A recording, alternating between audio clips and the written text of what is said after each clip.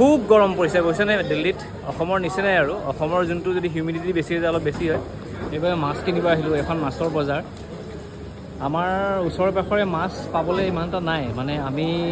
যদি মাছ কিনিবলগীয়া হয় এতিয়া বহুত দূৰলৈ আহিবলগীয়া হয় এখন এনেকৈ মানে আমি 18 কিলোমিটাৰ আহিছোঁ এতিয়া চ' আমি এই ডাঙৰ প্ৰনটো লোৱা হৈছে এইটো ডাঙৰ প্ৰনটো ল'লোঁ আমি